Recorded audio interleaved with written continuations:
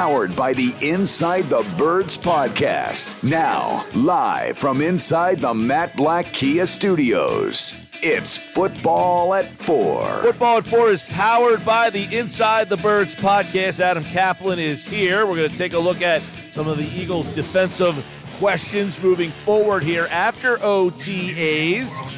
Happy Hour Friday. I got some good picks coming in now. Jim and EHT, black flannel disco montage.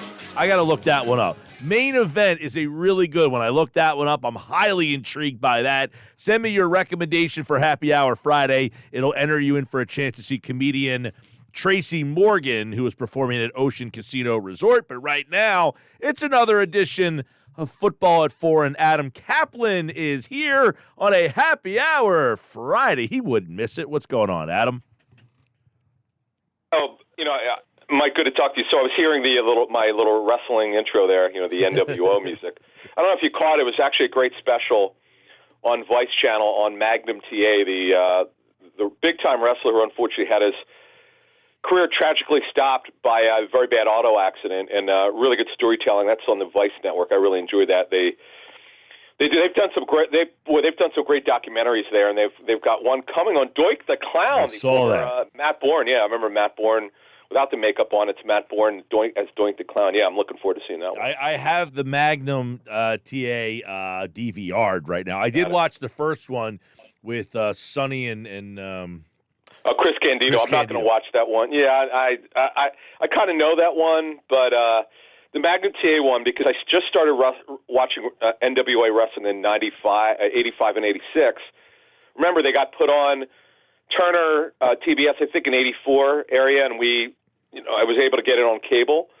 It was just really, really cool to be able to see that, and when I was in my 20s, actually early 20s, and being able to see that.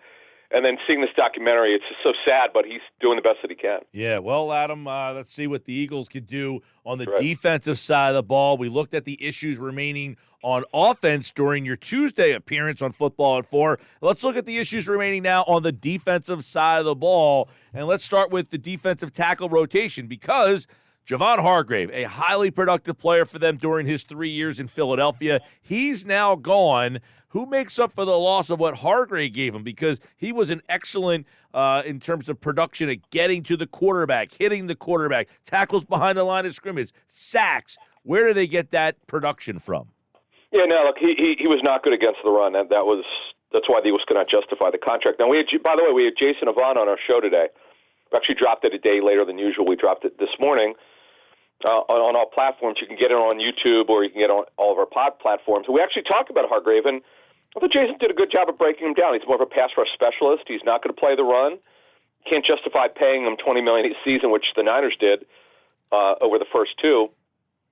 If you're not going to be an all-round player, but the Eagles didn't make an attempt to bring him back, but the Niners gave him a huge deal, and that's where he went. So then the question is, Mike, going forward here as we get started here on defense, on the defensive line, what's the rotation going to look like at defensive tackle? We know when they go with their even front with their two ends, it's going to be Sweat and a combination of Brandon Graham and Derek Barnett when he can play, and he's coming back from the ACL. They expect him on the field in training camp. But when they're going with their odd man front, and they do this a lot, they will go with three defensive tackles. They've started every game last year with three defensive tackles. So Hargrave's out. It'll be Cox, Carter, and Jordan Davis. Now, the Hargrave issue, Mike, they're just Jalen Carter. To me, this was given to me when I started digging in on Carter before the draft about what he could look like. And when I got the feedback I got, and I saw this when watching some tape, his upside as a pass rusher is like Ndamukong Suh. Suh, a better than average pass rusher. He blows plays up, very physical. But Hargraves has just got a better first step. He's more explosive. They're not. It's going to be hard, Mike, to replace that pass rush ability. It's just going to be hard to do that. And it's very also rare to have two guys like Cox and Hargrave who rush the passer. Usually one's a run game guy, one's a pass game guy. But both Cox and Hargrave were obviously very good pass rushers. So that's where it's going to be. They're going to be better against the run, Mike. That's one thing we should talk about. Jordan Davis is going to play a lot more than he did last season if he's healthy. And he looked good in OTAs, as we mentioned back in March and April, we were told he was in really good physical shape. That's held true. But we don't know is the conditioning, is his ability to stay on the field in August. In the heat, we got to see that. But overall, Mike, better against the run, not as good at rushing the passer. That does concern me a little bit on the interior. Well, let's look at these Eagles and their thoughts on Jordan Davis. Do they think that he is ready to have a breakout season, or is he going to be more of a role player guy who doesn't get the jump off the page and have the big stats? So, Mike, I think I actually talked about this last week just in terms of Jordan Davis. I came up with this term. I was cautiously optimistic based on the intel that we had on him. Now I'm reasonably optimistic on your question that he could have a breakout season. Now, what does that mean? Blowing up run plays. He's not going to be much of a pass rusher. That's not what he does. Maybe later in his career he can do that. But completely stop the run. Press the pocket. Use that in incredible strength. The explosion. Use that to blow plays up. You'll know it if it's not, again, sacks are individual plays, folks. It's the being on the field for over 50% of the plays.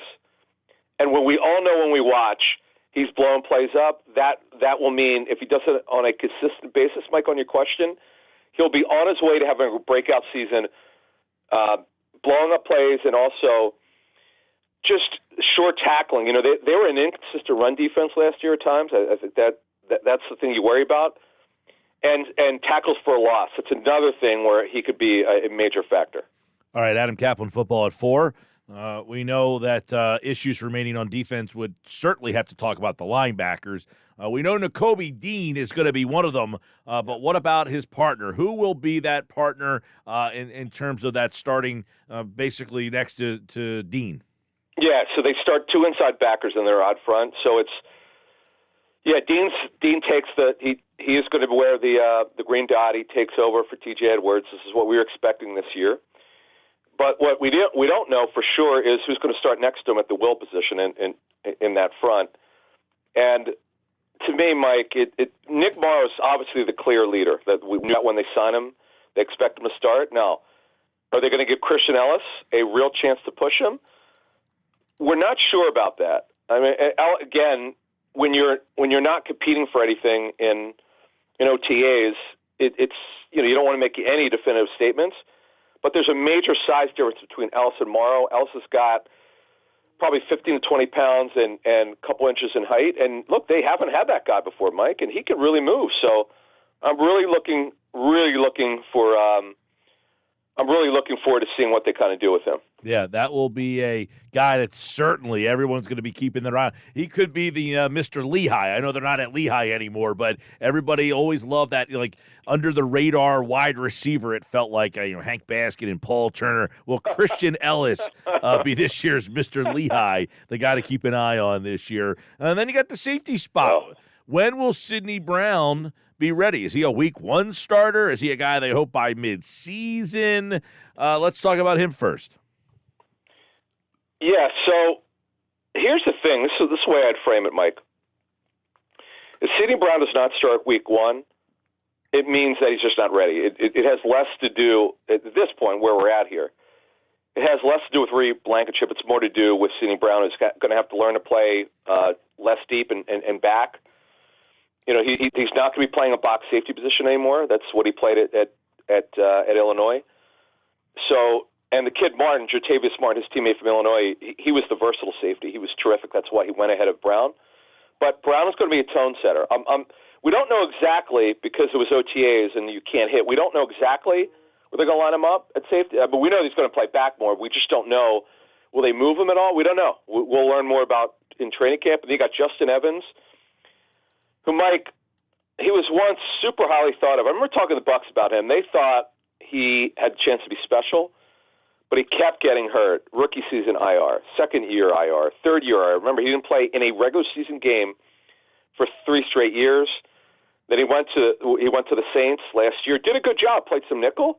Did a good job. Revived his career. He does turn 28 in August, but he's going to get a real chance to make the team.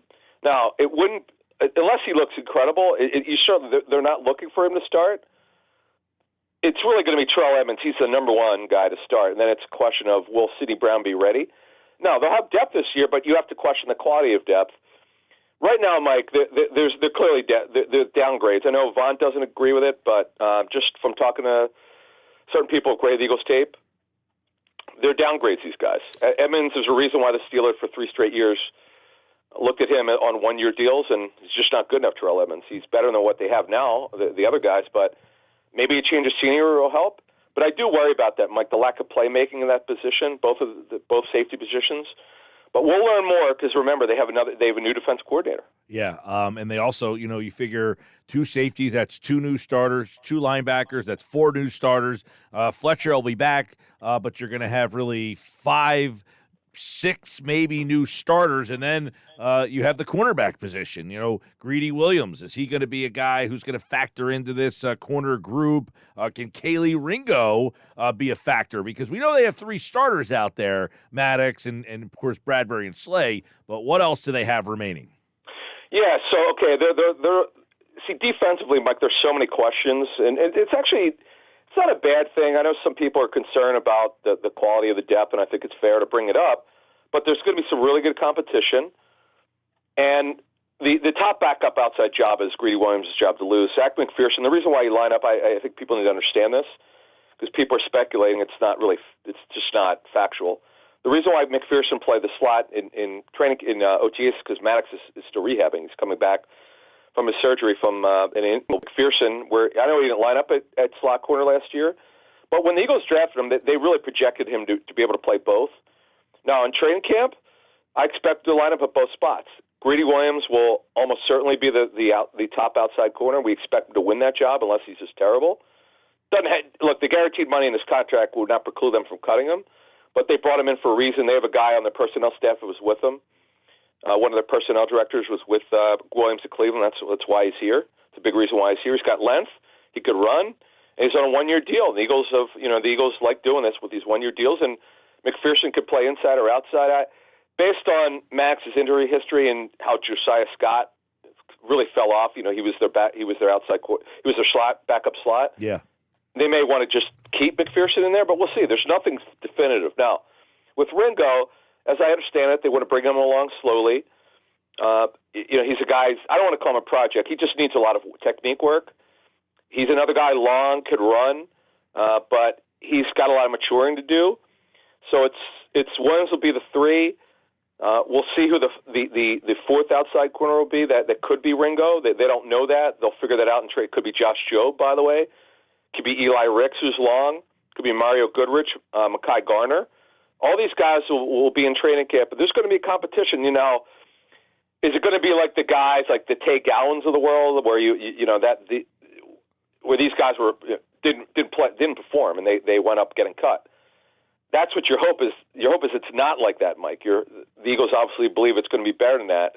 And they try. Look, you might remember Michael Jaquette, who's long, he had that one good game and has never heard from again. Graylin Arnold, and all these other guys. They believe the guys that they have now are way better than those guys, but they got to perform, and we'll see what happens at training camp. Yeah, and I guess, one question I would have for you, Adam, is, we just talked about they're going to have, 6 new faces. Is that, in your mind, is that just too many new pieces to have a successful defense? I mean, last year defensively, I know people didn't like the coordinator, but they finished 2nd in the league in defense. It was a pretty good defense. Do they have too many new faces to get back to where they were a year ago? Well, they've got a minimum of 5 new starters on defense, and that 2 at linebacker, 2 at safety, and 1 at D tackle. Now, I don't see anything else really changing. And again, they're going to be an odd man front. We're told they're going to run Fangio again. Now, Sean Desai will have his own version of it. And we're going to have a little bit of information later this month, which will be interesting, just based on what we know. We did a little digging on Desai about what his philosophy and how it may change from his predecessor. You mentioned the numbers. Sack numbers were ridiculous, pressure numbers, and certainly got to the Super Bowl with Jonathan Gannon. But we're looking to see the difference between Desai and Gannon, how Gannon versus Desai in terms of running the Fangio scheme, because not everybody runs the same. When you take over, you run it, but you don't run it exactly the same way. There will be little nuances, so we'll see. But I'm just looking overall, Mike. You mentioned all the changes. I don't know that they'll be as good. In fact, it'll be hard to imagine they'll be as good. When you lose 5 starters, and it's not like they're getting upgrades. Could Jalen Carter be an upgrade? Yeah, down the road. expecting him to be an all-pro year one or a major pass rusher. That's not realistic. T.J. Edwards, no offense to Nick Morrow, T.J. Edwards is a better player than Nick Morrow. Now, could Dean, who's replacing Edwards, could Dean be better than Edwards over time? Sure. And then Morrow, could Morrow be better than Kaiser White? That's a great question. White was really good in coverage until the second half of the season where he dropped off. So we'll have to see. And then obviously it's safety. They're just not good. They're not as talented. Epps is a better player. So is Gardner Johnson. Both of those guys. Yeah, that is where you get a new coordinator. I think people are excited that Gannon's gone, but the new coordinator has a plethora of new guys out there that Gannon didn't have. Right, and it's the beauty of this. Nobody really knows. Because OTAs you don't know a lot. There's a lot of shifting and there's a lot of tinkering with roles and stuff because you don't really want to wait to, as you explained to me, you don't want to really wait till training camp to do this stuff. That's what OTAs are about. But they only had 6 practices, unfortunately. No, They didn't use the maximum of 13. Only a couple teams, by the way, did use the 13 practice in OTAs. Most did 10 or 11 days, but it is what it is, Mike. We're just the 5-week mark until the Eagles report on the 25th of July. We're looking forward to that, and we got the joint practices back-to-back weeks.